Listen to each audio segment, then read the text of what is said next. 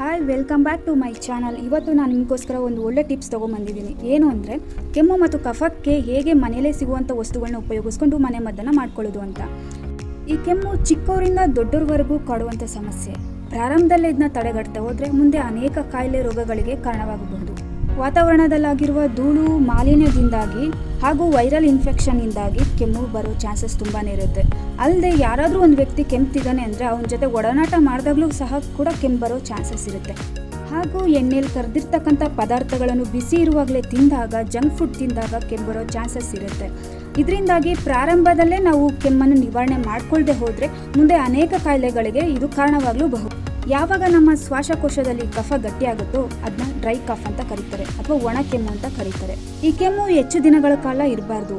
ಯಾಕಂದರೆ 2 ವಾರಕ್ಕಿಂತ ಹೆಚ್ಚಾಗಿದ್ದರೆ ಅದು ಟಿ.ಬಿ ಕಾಯಿಲೆಗಳ ರೋಗ ಲಕ್ಷಣವಾಗಿರಬಹುದು, ಅಥವಾ ನ್ಯೂಮೋನಿಯಾದಂತಹ ಕಾಯಿಲೆಗೆ ರೋಗ ಲಕ್ಷಣವಾಗಿರಬಹುದು, ಅಥವಾ ಉಸಿರಾಟದ ಸಮಸ್ಯೆಗಳಿಗೂ ಕೂಡ ಇದು ಕಾರಣವಾಗಿರಬಹುದು.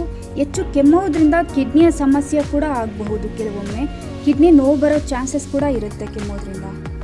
ಆದಷ್ಟು ಕೆಮಿಕಲ್ ಮೆಡಿಸನ್ನ ಅವಾಯ್ಡ್ ಮಾಡಿ ಮನೆಯಲ್ಲೇ ಇರುವಂಥ ವಸ್ತುಗಳನ್ನ ಉಪಯೋಗಿಸ್ಕೊಂಡು ಮನೆ ಮದ್ದನ್ನು ತಯಾರು ಮಾಡಿಕೊಂಡು ನಿಮ್ಮ ಕೆಮ್ಮನ್ನು ಬೇಗನೆ ವಾಸಿ ಮಾಡ್ಕೊಳ್ಬಹುದು.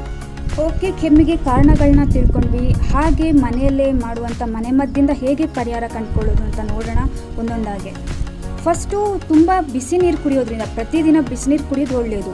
ನಾವು ಪ್ರತಿದಿನ ಆಗಾಗ ಬಿಸಿನೀರು ಕುಡಿಯೋದ್ರಿಂದ ನಮ್ಮ ದೇಹಕ್ಕೆ ಕೂಡ ತುಂಬ ಒಳ್ಳೆಯದು.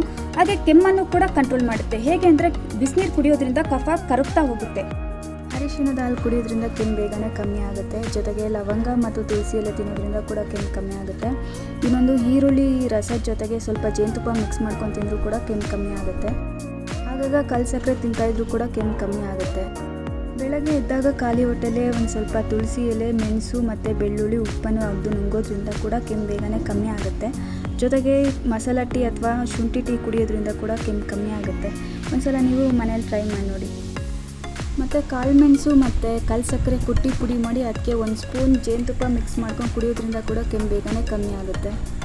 ಓಕೆ, ಇವತ್ತಿನ ವಿಡಿಯೋ ನಿಮ್ಗೆ ಇಷ್ಟ ಆದರೆ ಪ್ಲೀಸ್ ಲೈಕ್ ಮಾಡಿ, ಶೇರ್ ಮಾಡಿ ಹಾಗೂ ಕಮೆಂಟ್ ಮಾಡಿ ಮತ್ತು ಸಬ್ಸ್ಕ್ರೈಬ್ ಮಾಡಿ ನನ್ನ ಚಾನಲ್ನ. Thank you so much.